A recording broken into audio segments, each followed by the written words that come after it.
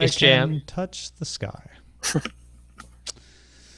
We're live. Oh my gosh. Hi, everybody. I think the Venetian, you can actually touch the sky because it's painted on the ceiling. So you can. Oh. Anyone can with a log enough ladder. Can you fly in the Venetian, though? Although, if you look carefully at the corners, you can see a little bit of the sky coming off. That's a shame. But you can ride in a gondola. I could touch the peeling sky. You can glide in a gondola. It's not really flying, but you could pretend. I've yet to do that. I don't think I've ever been inside the Venetian. I've only seen it from the outside. Now you know what you're missing. Oh, there you go. I thought the gondola was in the Luxor. There was a. There is a Nile, though. Yeah. The great Egyptian gondolas. Right. Ayaz, the chat room is requesting your presence. Oh, I can do that. irc.chatrealm.net. I had the unfortunate luck to be booked or put at the Luxor for one CES. Huge. Able to type. I don't know. Huge room. Also, those rooms tend to leak because of the way that the building is made. Yeah, it's because it's really hard to see the. Well, let's just say, like, my room had a lot of floor space, but it's like you can only use 45% of it because half the wall is slanting at like a 30-degree angle. And so, like, you walk, it's like being in an attic, right? You walk in and you hit the side. Oh, man, you must have had like a corner room or something. No, well, if you're in the pyramid, they're all going to be like that. There's no way out of it because it's a pyramid. Because guess what? It's a pyramid. Now, it's not like a rhombus, which is mathematically a little less, or not rhombus, but it's a parallelogram. A rumpus. Rhombus. The wild rumpus. All right, you guys ready? I was born ready. Now I'm ready. Got to make sure I have my notes up for this. I was born ready. Okay. Here we go. Daily Tech News Show is powered by its audience. To find out more, head to dailytechnewsshow.com/support. This is the Daily Tech News for Friday, January 27th, 2017. I'm Tom Merritt. Joined today, I'm pleased to say, by Mr. Ayaz Akhtar of CNET, Senior Associate Editor there. What's been going on, Ayaz? Things are good. I'm glad to be back. It's a new year, and I'm finally back on DTNS, so I'm having a good day. I am glad to hear it. We are going to bring you a discussion about the idea of having new phones that excite you again. Is that a good way to put it? Yeah, think about what's coming up, and will you get excited or not? Yeah, we're going to talk about LG. We're going to talk about Samsung. Can they rekindle our once fervent interest in smartphones? Also here, because it's Friday, to illustrate the show, Mr. Len Peralta. How's it going, Len? Good, excellent. I was so excited about the topic. It's amazing. It's going to be really exciting to hear what you guys have to say about it. So I am looking forward to it as well. We got a few other things to get to before that in our top stories, starting with lawyers delivering their closing statements in the Oculus ZeniMax case. Remember, ZeniMax accusing Oculus employee, co-founder Palmer Luckey, of taking intellectual property, including John Carmack taking intellectual property with him when he went over to Oculus. That case is now in the jury. The jury is expected to deliver a decision sometime next week. PayPal Chief Executive Officer Dan Schulman said Thursday that PayPal has been in conversations with Amazon on adding PayPal as a payment option on Amazon. That seems like a long time coming, right? Now, here are some more top stories. Microsoft reported its revenue for the last quarter of $26.1 billion against expectations of $25.7 billion, beat those. They reported earnings of 83 cents a share, and they were only expected to get 79 cents a share. So, always with Microsoft, you want to know who made the money for them. The personal computing division, that's the one that has Windows, the Surface tablets, the phones, and the Xbox, that division fell 5% year over year, so it wasn't contributing to the uplift. But the declines came from the Surface department, dropping 2%, the gaming department, the Xbox, dropping 3%, and of course, mostly from phones, which was down 81% year over year. That's That's crazy. The cloud segment of Microsoft with Azure and Windows Server drove most of the growth, growing 88%. And the productivity and business department, which is largely Microsoft Office, grew 10%. They also reported numbers for LinkedIn, which they acquired in December. LinkedIn contributed $228 million in revenue with a loss. They didn't make a profit at LinkedIn of $100 million from the time LinkedIn was acquired December 8th. I keep thinking about that phone revenue. When you barely make anything and then you lose more, like almost the same amount, eventually you get to zero. It's going to happen one day. Well, it's 81% year over year, right? So next year, will they have put out a new phone by Q4? Do you think? Will there be a Surface phone to help lift that number back up? If they do it, they've lost their minds. Flat out, I don't see them. Really, you just don't think they should put out a phone at all? Not if they can actually get the emulation working properly, such that that phone is truly a PC. Then yes, go for it. But otherwise, it's really a lost cause unless this phone is like HoloLens and there's holograms popping in front of you and it's rollable and it's insane. There's no way it's going to work. There's also some concern about that Xbox number, gaming down 3%. It's not just Xbox sales; it's also their games. It also includes their mobile games and things like that. But that, in a holiday quarter, should have been up. Yeah, Sony's kind of got this locked up right now. Yeah. Over at Tesla, they filed a lawsuit against its former autopilot director, Sterling Anderson, in Santa Clara Superior Court. Tesla claims Anderson took confidential information when he left the company, then secure erased files to conceal the theft. The suit alleges that Anderson attempted to recruit a dozen Tesla employees for a self-driving car startup called Aurora. The suit names Chris Urmson, a former director of Google's self-driving car efforts, as being a part of that startup. A lot of espionage going on, apparently. Yeah, and of course the Aurora guys, who apparently have not succeeded, are accusing Tesla of being afraid of competition. And, that's what you do in these court cases, of course. You try to cast aspersions on the other side. But it is unusual for Tesla to do this. I mean, they've had so many people leave and go to Apple to work on Apple's car project, to go to even places like Uber. And they don't like it. Elon Musk will come out and say some catty things about, oh, yeah, the people that couldn't hack it at Tesla go to Apple. But he doesn't sue them. So I do tend to think there must be something more to this than just fear of competition, or they'd be suing people over going to bigger competitors. Yeah, especially with the self-driving efforts by Tesla has been so far ahead. It seems like that information they're probably trying to guard like crazy. Yeah. Well, Alphabet, you think of them as Google, but remember, Google's just one little part of Alphabet now. Alphabet reported earnings per share of $9.36. They had been expected to get $9.67, so they missed. That doesn't happen to Alphabet. They missed their earnings per share. Revenue, they reported $26.06 billion against expectations of $25.22 billion, so they hit on revenue. There was just a lot of costs, apparently.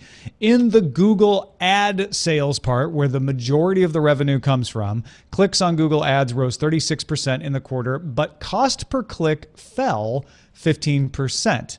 Non-advertising business, including things like your cloud services, your Google Play Store, G Suite, the enterprise service, hardware like the Pixel phone, they lump all of that into one. That business grew 62% in revenue to $3.4 billion. Alphabet's Other Bets division, that's pretty much everything that isn't Google. That includes Nest, Fiber, their health company, Verily, the X department. That whole thing, everything lumped together, reported $262 million in revenue. That's up from $150 million last year. So they're starting to make more revenue out of those other bets, but they're still losing money. Although they're losing less money, they're down to losing $1.1 billion in a quarter versus losing $1.2 billion in a quarter. And on the analyst call, Google CEO Sundar Pichai told analysts that he's comfortable about the way things are unfolding for Google in the voice assistant space over the coming years. He stressed that Google has a lot of experience in natural language search, speech recognition. However, he did not give any details on business methods they would use. And the worry is that while Google has successfully moved into mobile, and there was a lot of concern about that, if they could keep making money as more search went to mobile, they now face competition from Amazon and Siri and Cortana in the space of voice search, and it's not as obvious how you make money. You can't put AdWords in voice searches very easily.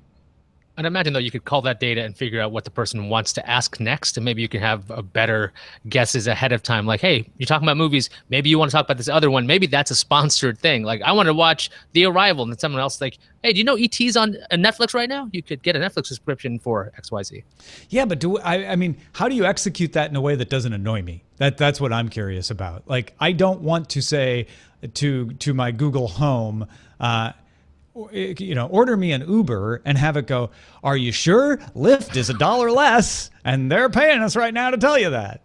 Well, I mean, if it saves you money, arguably you might do it. But like, if I would imagine it'd be kind of like the way Amazon does special features, special editions of their, what is it called? Special offers, on their Kindle devices. Maybe it would be that kind of opt out. You pay a little extra bucks and get out of it. There's a difference between I get what you're saying, but there's still a difference between special offers that sort of show up passively on my lock screen versus a speaker that has to say something to me, has to interrupt me to give me its message. Maybe that's why that speaker finally needs a screen. That rumor of that Amazon thing might come true. Oh, maybe that's it. As expected, Apple has joined the partnership on AI as a founding member alongside Amazon, Google, Facebook, IBM, and Microsoft. Members agreed to establish best practices and publish research under an open license. Apple will be represented by Siri co-founder Tom Gruber, who is now the head of advanced development for Siri at Apple. So it's Gruber's fault if Siri doesn't work. There you go. Gruber! No, Gruber is actually one of the Siri co-founders who stayed with Apple. A lot of them left and started Vive, which then was acquired by Samsung, which is likely to become Bixby. It's just a whole litany of funny names out there. But yeah, it's good that they are putting one of the guys who's worked on this for a long time very successfully on this board. And the bigger deal is that Apple will now be openly contributing to AI research, which I think is going to be good for Apple. It's important that these companies actually have this working together. The artificial intelligence, this kind of siloed thing we're doing with these voice assistants, that's not working out so great. So if we're going to have an AI future, it'd be nice if all those major companies had a kind of single vision. Now, there's been a lot of concern about what would happen to the open internet guidelines from the FCC in the United States now that Tom Wheeler has stepped down and been replaced by Ajit Pai. Ajit Pai took his first step in addressing that by introducing a proposal to waive transparency requirements for 5 years for ISPs with fewer than 100,000 subscribers. The requirements call for reporting on data caps, fees, and speeds. Pai would also like to extend the waiver to ISPs with fewer than 250,000 subscribers. So this is a very small piece of it so far. He's saying, I want to make the waiver for paperwork for small companies a lot longer, so we don't have to keep looking at this over and over again. I want to make it for slightly bigger companies, but again, 250,000 subscribers. That's certainly leaving out the big players that we usually hear about, the Comcasts, the AT&Ts, etc. The plan is similar to a bipartisan proposal in Congress, and Vox.com has an article up today about South Dakota Senator John Thune. He's the chair of the Senate Commerce Committee, who is pushing for Congress to step in and solidify net neutrality rules so that we don't have the FCC continuing to want to change them as the winds blow. A Democrat was in charge of the FCC and put the rules one way. Now a Republican has taken over, and it seems like he wants to put the rules another way. Thune, who co-authored a bill with Mississippi Senator Fred Upton in 2015 that would have banned paid prioritization, told the State of the Net conference Monday, for people to get the maximum benefit possible from the internet, they need certainty about what the rules are, and most importantly, what the rules will be in the coming years. The only way to achieve this for Congress is to pass bipartisan legislation. There's a lot of reading I got to do to pick this stuff up again, because I've missed this stuff, just kind of buried in all kinds of other tech news for myself.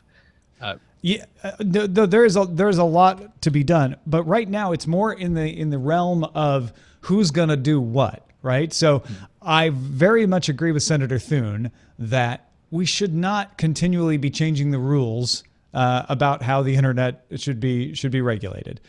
We can argue all day about what those rules should be, but when we set the rules down, we should keep them for a while and see if they work. That said, I totally understand Commissioner Pai coming in and saying, you know what, I resisted these rules when I was a commissioner and Wheeler was the chair. Now that I'm the chair, I'm going to move to readdress them. So it is, in the United States, the proper function of the Congress to step in and say, okay, we're the ones who make the laws. Let's make a law. And the resistance to Thune's proposal before was that it didn't go as far as Wheeler's. And so when advocates of net neutrality compared Wheeler's plan to Thune's plan, they said, we want Wheeler's plan because Thune's plan doesn't go far enough. Now, Thune, who is a Republican, by the way, his plan goes farther than what a lot of people expect Pi to want to put in place. So he may be able to get some more cross-the-aisle support for it. Gotcha. It's a spectrum of rules here we're talking about. And then Spectrum, exactly. And my head's got Pi the wrong way. Than one. I kept saying Pi. I'm like, pumpkin, there's something in the kitchen. Anyway, sorry. Ford is offering a device called SmartLink that includes an LTE modem and plugs into the OBD2 port on Ford and Lincoln vehicles for model years 2010 to 2016. It adds a Wi-Fi hotspot to the car for up to 8 devices, and it enables remote start, lock, and unlock functions, and can send alerts to a web and mobile app. It can set geofences, speed limits, and track driving habits as well. SmartLink is on pilot trials at specific dealers right now. Select dealers will be widely available in the summer in the U.S. Final pricing will come around the same time. I like this. I like the ability to take that port and make it into something that will give me functionality that my car maker has been manufacturing. There's all kinds of third-party devices that you can use that will do some of this stuff for you also, and you should look into those absolutely. But the more the merrier, right? The more things I have to choose from, the better. And I just like the idea that a car maker would be concerned with backwards compatibility, right? I mean, you might expect a car maker to say, no, we don't want your old 2010 Ford to do this because we want you to go spend money on a 2017 Ford. But instead they're saying, you know what, we think we win better when we keep customers satisfied. So when they do buy a car next, they make sure to buy a Ford again instead of switching to a Chevy or a Subaru or something else. You know, I haven't had a car for about 3 years now. And since that's happened, car technology has gone through the roof. So I look forward to one day having a car with amazing technology. And even if you can do backwards compatibility, that sounds really awesome. Yeah. Also, side note, Ayaz pointed out that in the Daily Tech headlines this morning, I said ODB2 port. You might have. Which is, I'm pretty sure I did, which is not the old Dirty Bastard port. From the Wu-Tang Clan. Yeah. It is just a verbal typo. Yeah, OBD is onboard diagnostics. So there you go. It's not old diagnostic board. Yes. The old Wu-Tang Clan member, old diagnostic board. Hey, to get all the tech headlines, usually pronounced correctly, each day in less than 10 minutes, subscribe to the Daily Tech Headlines at dailytechheadlines.com. And that's a look at our top stories. Building on reports from The Guardian, VentureBeat's Evan Blass, you know him as EvLeaks on Twitter, has published a photo purporting to be the Samsung Galaxy S8, which his sources say, and actually the Guardian sources also say, will be announced on March 29th in New York. Well, actually, I think it's Ev's sources say the March 29th port. And then Guardian sources supposedly say there will be a 5.8-inch and 6.2-inch version with an 18:9 aspect ratio. That's becoming more common now. Both with a curved edge display. The phones will supposedly cost more and go on sale April 21st. Samsung has not confirmed any of these details, though Blass has a good track record in reporting these kinds of leaks, and Guardian said they had 2 independent confirmed sources for this, so it sounds like it's pretty reliable. And those prices aren't cheap. They're European prices, but it's 799 euros for the 5.8-inch model of the Galaxy S8, 6.2-inch for the 899. We're also going to get a new LG G6 February 26th. It's the new LG flagship phone, and that one has no more removable battery, no more modularity. They want some water resistance. They tried to make a move to get us interested in phones by putting the modularity in. Apparently that didn't work. So now they've taken that out and they're trying to make it thin, rounded edges. You see Samsung doing all kinds of things over here to say, okay, you're going to want a bigger phone, especially because we had to recall all the Note 7s. So let's make a really big Samsung Galaxy S8. I don't know, Ayaz, are either of these these are the cutting edge designs of phones here. Are either of these knocking you out in any way? When it comes to designs in general, the phones haven't been that exciting. I have a Google Pixel myself. It's the software that really drives me to buy a phone at this point. When it It's came not to the, rounded edges, infinity displays, I would look OLEDs that wrap around the edge. None of that the, gets you going, huh? the Edge display. When I first saw it on the S6, I'm like, that's really cool. When I first saw it on the Note, I'm like, that's a really cool idea.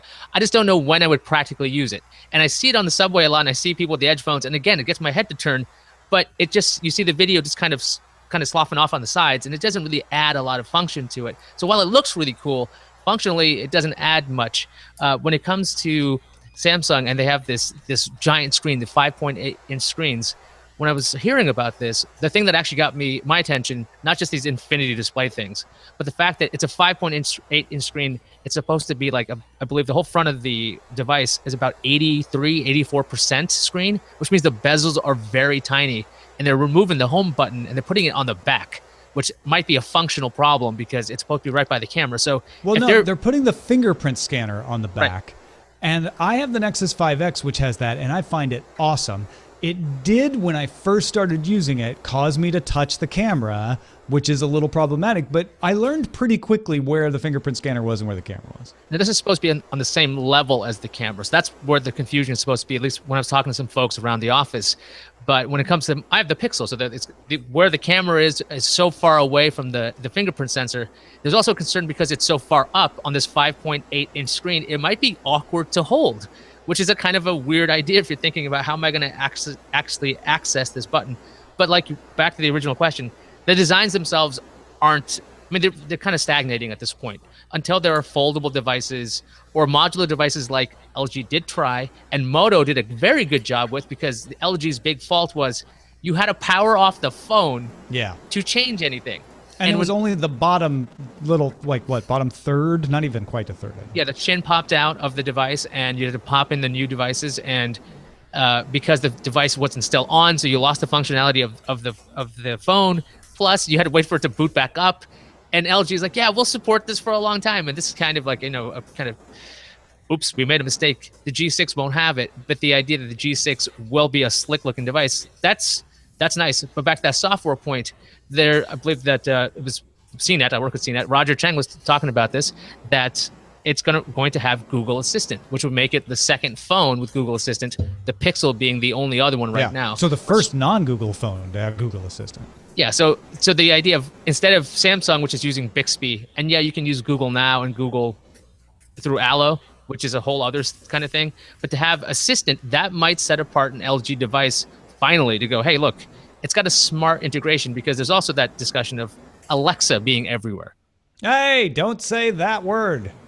Oh, sorry. We'll get to, yeah. People get really angry about that. And that's a problem too. I actually like the Google Assistant because we can refer to it without setting it off on the show. And more devices having these things in them is where Google is going to win. So they want LG to have this in there.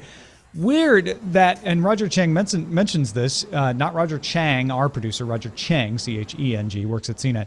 He mentioned that LG is a big partner of Amazon Voice Services. They have Amazon Voice Services in their refrigerator. They have it in other devices that they're working on, but they didn't feel it was ready yet.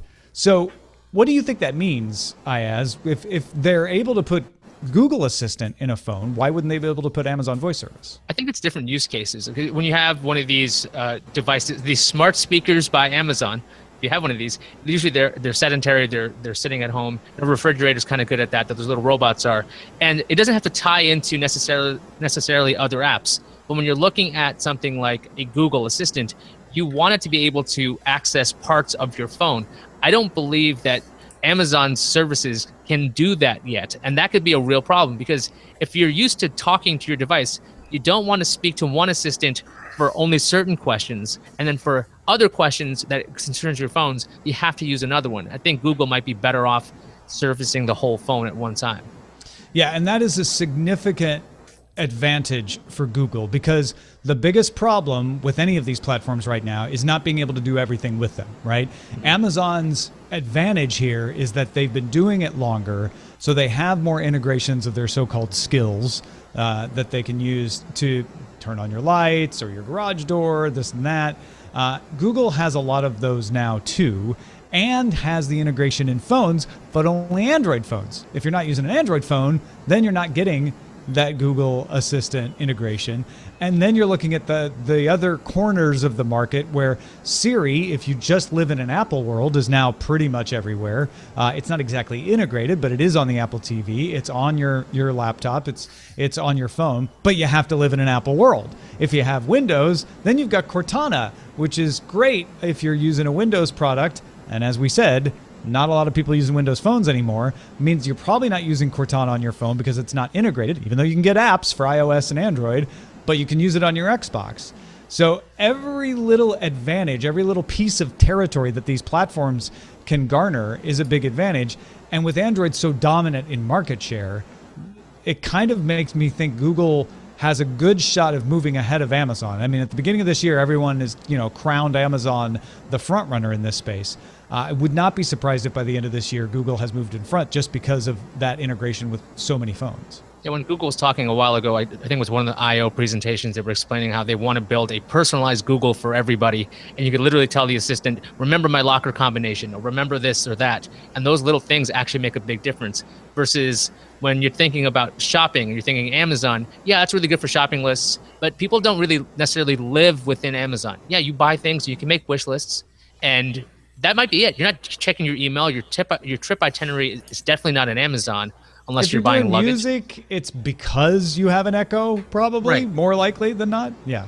Yeah, I don't think Google Play Music or Amazon Music or any huge extra features for either one. But I think Spotify in both cases, exactly. They work together with those. But because a lot of people live in Google worlds, Google Docs, Gmail for their domains, all of that stuff, it's a lot easier to go mobile. Hey, what's coming up in my itinerary? What's coming up in these things? And I think you're right.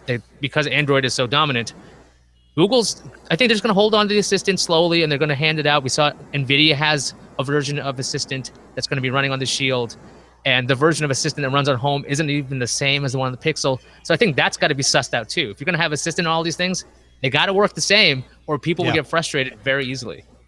And that may be one of the things that Amazon is working on, and why it's not ready for LG's phone is they want to be able to bring all or as many as they can of the functionalities that they have on the Echo to it. I know that is one of the frustrations with the Amazon Fire TV is it has Amazon Voice Services in it, but it doesn't really work exactly the same way, and you can't do everything with it that you could with an Echo. So for all our discussion of awesome phone hardware, cool designs, big screens, AMOLED, if the software doesn't work and I can't talk to it, that's actually the difference. I need it to be smarter. I don't know if Bixby is going to be amazing. Maybe it is, because if it's built with is it Viv or Vive? I always mix that one up.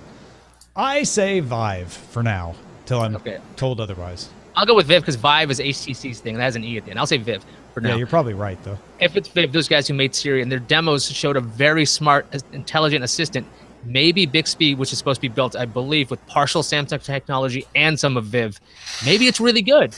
But again, we won't know until we actually see how it works day to day.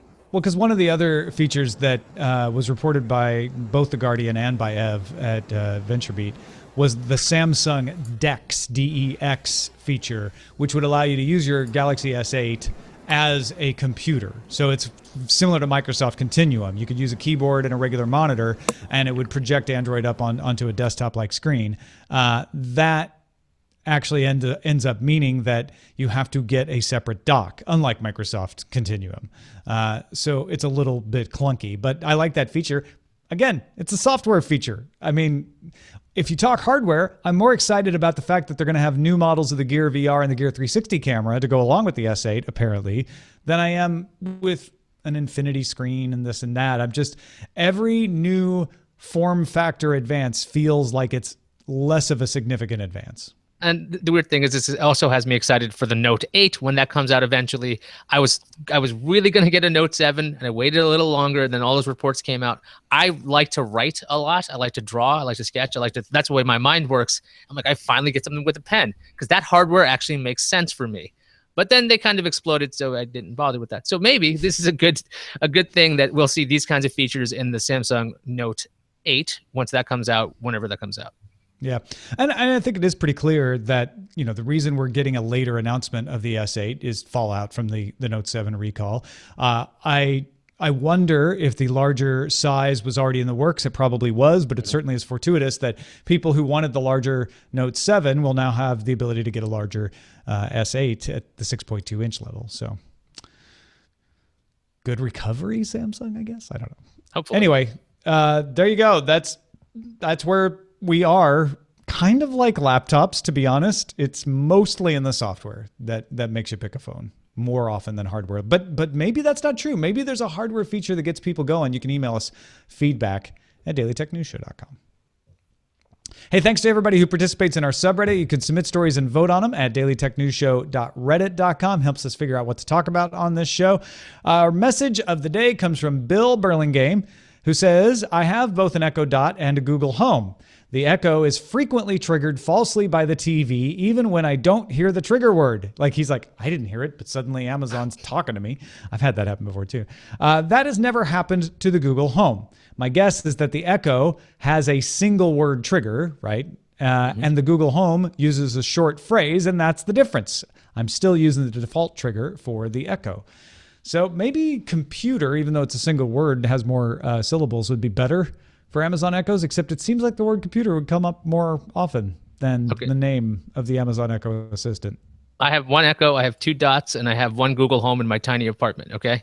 And there's a television show where a character's name is the same name as the assistant. And so every time it goes off, maybe 1 or 2 of the dots picks it up. I don't know why the Echo doesn't. I don't quite understand this, and they're further apart. So the Echo has better hearing? I think the Dot has better hearing than the Echo, and the Dot's further away. Right. No, that makes sense. Yeah. Which is weird. Echo could have more better discrimination.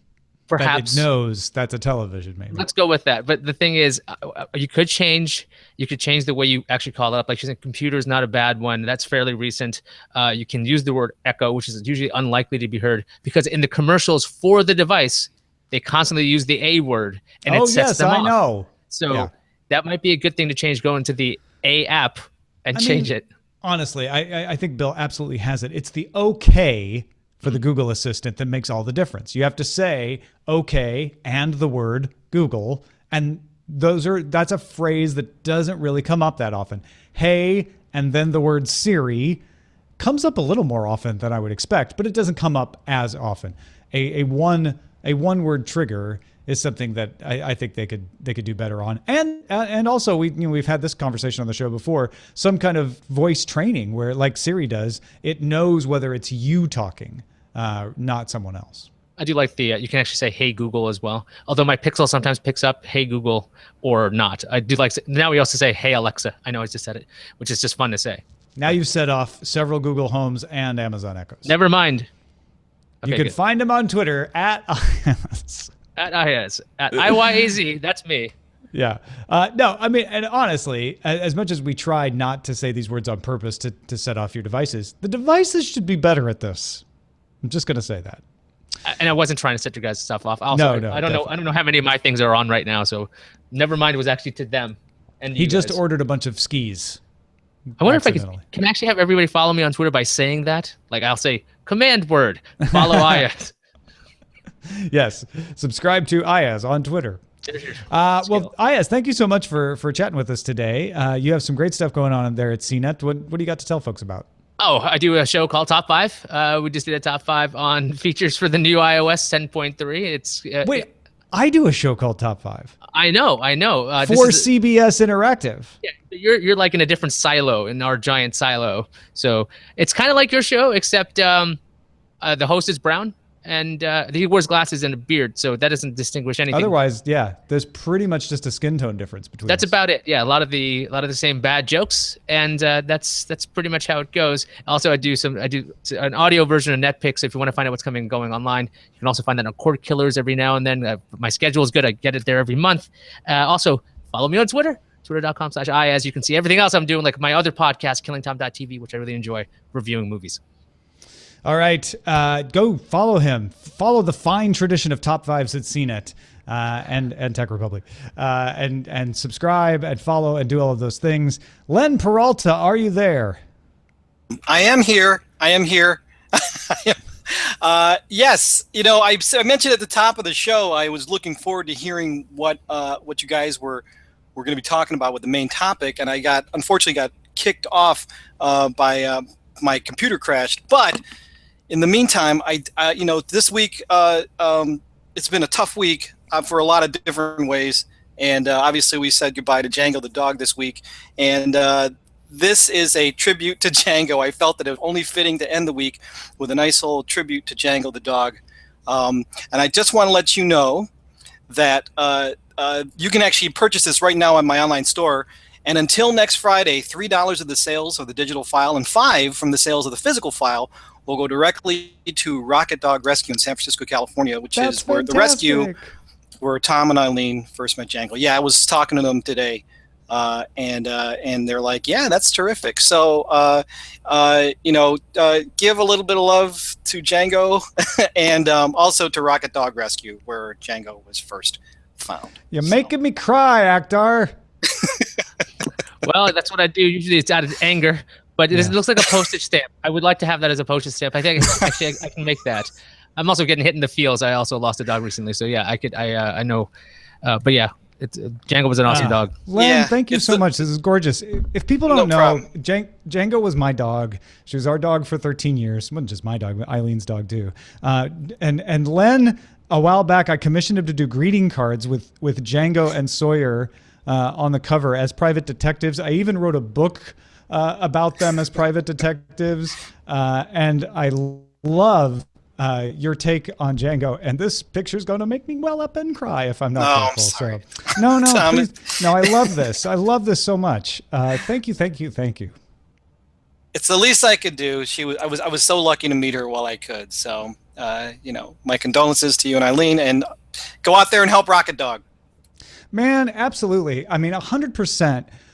There are more dogs than there are homes right now. And rescue organizations like Rocket Dog make sure that Django, who was on death row at 9 months, they saved her from animal care control. She ended up having a long, wonderful life because of that.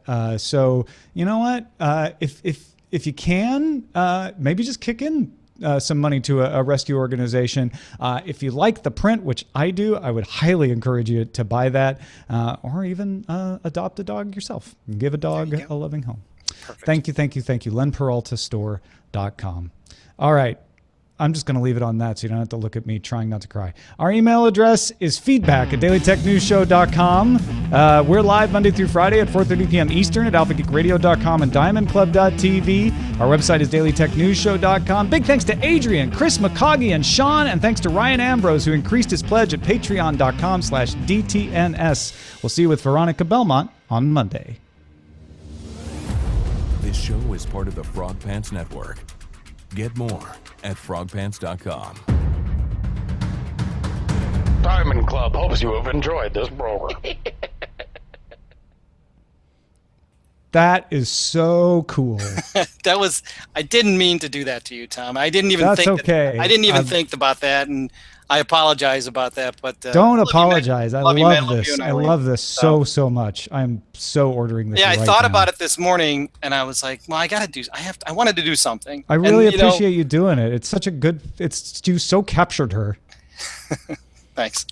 And that's why I was asking you about where you found her, because I suspected as much. I read the story, and then I was like, I'd love to be able to help out and do something nice. So. No, I love that. I love that you're going to give proceeds to Rocket Dog. That's so cool and helpful and Excellent. positive. I'm so happy. Yeah. Yay, Django. Do you want me to leave it up? I'll take it down. No, you can leave it up. Okay. I'm leaving it up right now. But I'm sure Roger is going to jump back in and start doing titles here in a second. Except we can't hear him because that's what Hangouts does sometimes. It doesn't let us hear him. He's back. He's tapping a mic. He's tapping. No, I can't hear. No, can't hear it. Can't hear him. All We right. see it though. He's gone. That's all right. I know he had to get his daughter. So let's look. What do we got in here? Real men cry. Thank you. Interrupting personal assistant. That's pretty famous. Net neutrality shifts back into gear. Okay. Can you hear me now? Oh, yes. Yes. I was just to net neutrality shifts back into gear on the list of titles. Alphabet Pi. Look who's listening now. The ABCs of business. Apple open to AI advances. Samsung Take 3. OBD. Yeah, you need me. I don't know. Interrupting. I like interrupting personal assistant. Yeah, That's pretty I like funny. that one. Hope you're not picking up the audio on that. A little bit. I just don't want it That's to not get bad. flagged. Yeah, I can barely hear it. Good. Look who's listening now. Guess who's having the best week ever? I wish I missed that show. What do you guys gone? think for the title? I like interrupting personal assistants. Yeah, that was pretty good. Yeah, everybody agreed on that. I mean, I liked. There's another one I liked that just it didn't seem to be the crux of the show, though. We seem to talk about the assistants a lot. Yeah, it really turned into, and that wasn't even planned, just a Organically. discussion of voice assistants. It's because the hardware just doesn't. I hate saying that. The hardware just doesn't matter as much as it used to. You know, you can get thinner and thinner and faster, but if the software sucks, who cares? I mean, I look at laptops and I feel the same way. Like the hybrids and the foldables are kind of cool as demos, but even with my Surface Book Pro, or Surface Pro, I don't use the detachable function really ever. I used it once recently because we were ordering some food online and Eileen wanted to put in her food and I was like, oh, I can take it off and just give it to you. Usually when I plan out things, I like to draw it out, and so I still have like a little notepad. So it's like if I just had the Surface Book, I could just draw on the screen. But I have a MacBook right now and an iPad. You don't draw on these things, by the way. Man, Audacity's super fast today. It's been importing and exporting like crazy. It's kitchen Maybe table. it's just my computer is extra fast. I'm exporting the show already. What? Yeah, I keep thinking about splurging and getting like a Razer laptop, just because I'm doing a lot more video editing again. I'm just like, okay, it's killing this MacBook.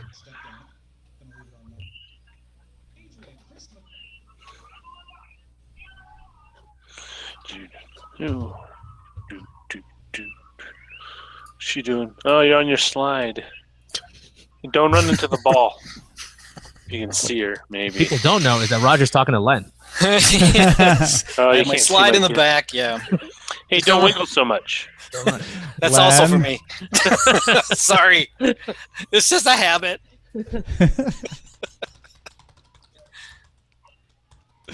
One of these days, you'll string words together.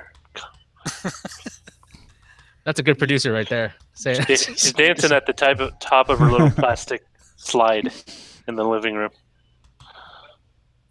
Is that dangerous? She's in a crouched position, so no. She's standing, that'd be. No. Get. She just stood. She's trying to see what's on the screen. It's Uncle Thomas. Oh, she's trying to look at your screen, huh?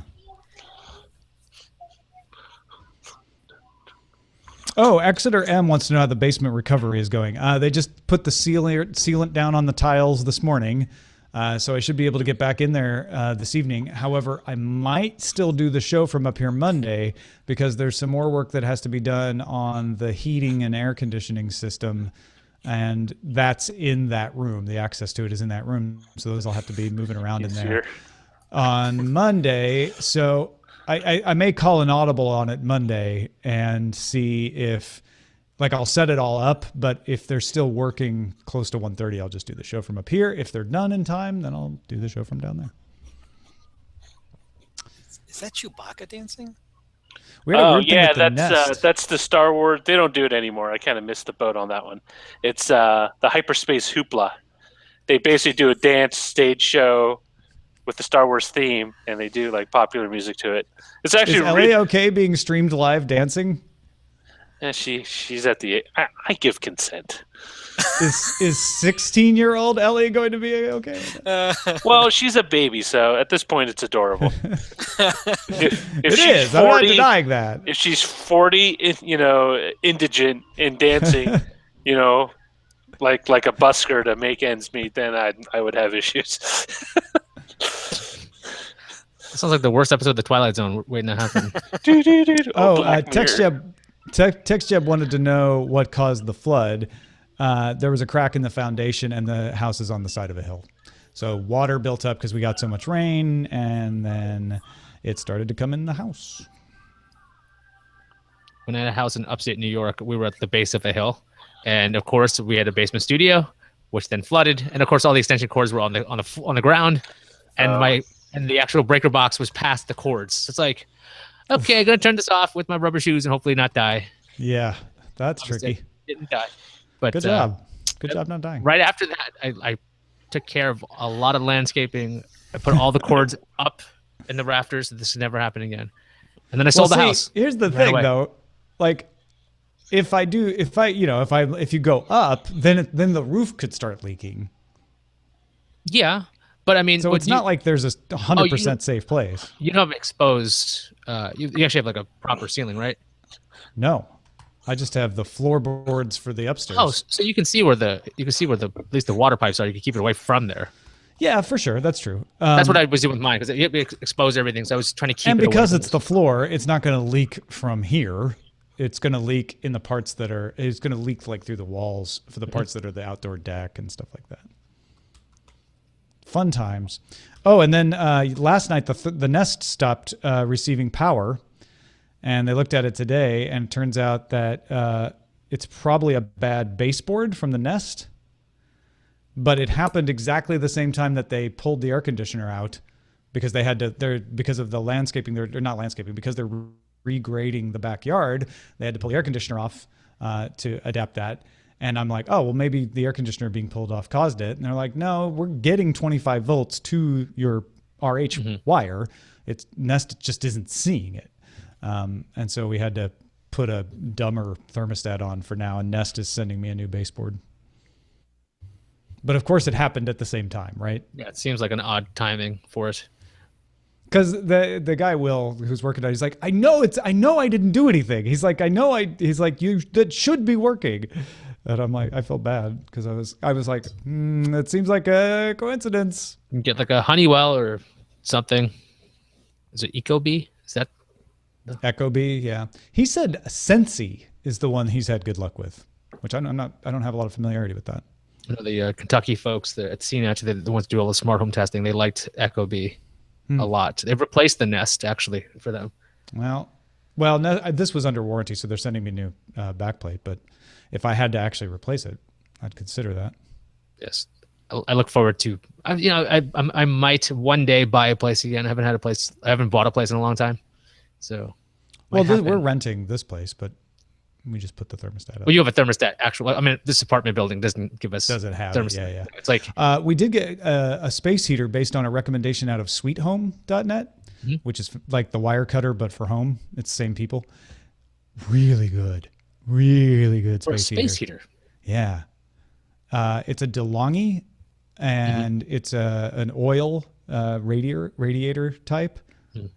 It takes a while to get going, as those types do, but it kept our bedroom toasty last night. I got to think about that. When I got my oil heater, I got to go across the street because the hot water and heat broke for the second straight day. And I'm like, I can't let my kid or dog be in this space. So I'm like, I don't care. What is it? $60? I'll buy it. Like, what is it? I don't know about its efficiency. I don't know what it's costing me per minute to run. I'm like, no, I can't have a cold in here. So how cold does it get? Like, does it get New York?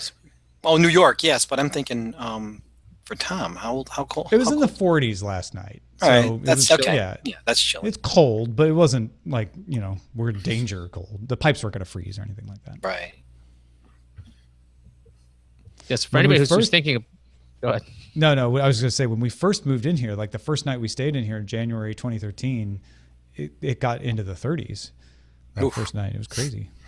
Yeah, we've had it's been a pretty tame winter so far. I'm waiting for the other shoe to drop though, because we've had nice 50-degree days, 60-degree days up here, and it's like spring. You've had that? Have you had that, Ayaz, in New York? We've had a couple of those randomly pop in, like you'll have a 55-degree day, and the next day it was like 30. Yeah, it's like a lot of rain, a lot more rain. Today's the first day we've had snow in a long time. Oh, I despise when it's raining and cold. It's like, okay, it's when it's snow, it's a little bit more bearable because you kind of go, oh, all right, whatever. It just hits you. But when you're cold and wet and it's windy, you're like, Right.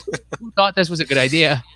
Stop it. I was waiting for our basement to flood, honestly, because we had so much rain. It's ridiculous. Do you have a sump pump? No, I we did at our old house.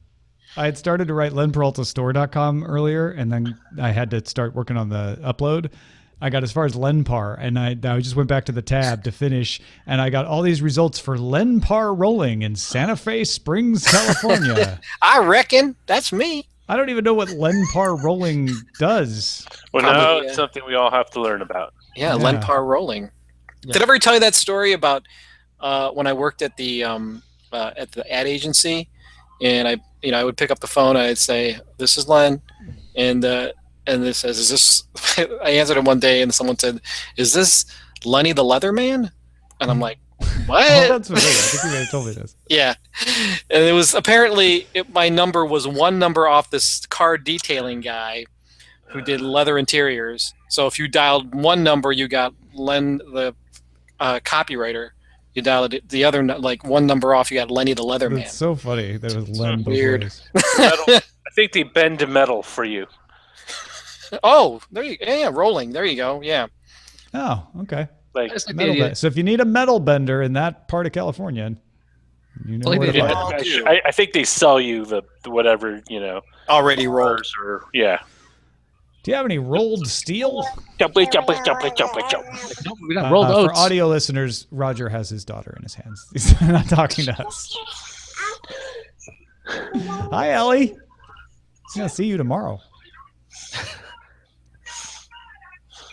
There's Right waving back. happening. Yay. Curtis B is reporting that it was negative 47 degrees Fahrenheit where he was. Oh my god. Yeah, he's in Canada. Yeah, but I mean, I thought he was just putting like a dash for like a space or something. That's a negative 47 degrees Fahrenheit with the wind chill. Yeah, the worst I've ever gotten was negative 17, and that was in Vermont, and that's as low as I want to go. Actually, I didn't want to do it then either. Curtis B and Eddie Regassa are two of our top troubleshooters. When I screw up and put a file in the wrong place, they are great about letting me know, like, hey, the headline showed up in the DTNS feed, or the patron feed didn't get the right file, which could sound like it would bug, but it's amazingly helpful because I get in there and fix it faster because they let me know. So props If to they them. go outside, they will die. Clearly. Yeah, that's when Curtis B's case for sure. Yeah, you can't leave the house 6 months of the year in Canada, apparently. Saskatoon. Oh gosh. Yeah, Saskatoon. All right, I ordered my print. I can't wait. It's the best thing ever, Len. Oh, you're welcome. I love it so much. It's the least I could do, man. Love you I guys. love that you have. We didn't even really remark on this in the show, but I love that you have her in the Django Fett costume. Yes, I know. I wanted to do something that I was. thought it worked with the rocket thing too. I was like, oh, that's perfect. Yeah, it does. You're right. Oh my gosh. 'Cause the Yeah, it was- Mandalorian armor. That was funny that you had that other image behind you. And when I started, I'm like, oh, he has it behind him, and I was thinking, well, I didn't want to tell you that I was drawing a new one. So No, well, when you ask me about Rocket Dog, I'm like, okay, Len's cooking something up. So that's all I could say. I could have just been nice and said, oh, I didn't want to spoil it though. Yeah, And I wanna didn't say look. it. I didn't look until you were done. Man, you could have created a whole fake thing just as a whole, Yeah, A I red could have been. herring. I'm just a curious guy. I just wanted to know.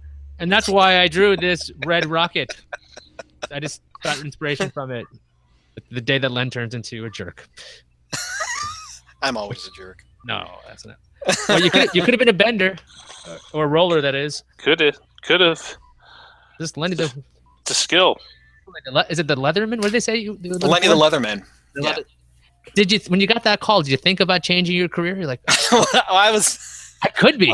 Why Why am I well, not Lenny the does this Leatherman? guy make more money than I do? Then yeah, I'll take his calls. I was like, sure. I keep getting. Oh, by the way, if you're calling for some kind of insurance company and you have my phone number right now, I do not have James's forwarding number. I wish. It's always these guys from the Metro North train, and they're like, "Do you have the like? Can you tell me about my pension?" And I'm like, "No, I can't." I thought it was a prank the first time, but when I get the 8th call, they're like, "Yeah, we're looking for James." I'm like, "Yeah, I don't know. James doesn't work here." They go, he goes, like, "So can you help me?" I'm like, "No, I don't work there either. I work somewhere else." And they're like, "Well, where do you work?" I'm like, "This has nothing to do with none of your pensions." business. Yeah. Look, DTNS does not work with pensions. I mean that way, but you know what I mean. I'll work with pensions as long as I get a cut. All right, I'll give you my phone number and I'll take yours. No, that's not gonna work either.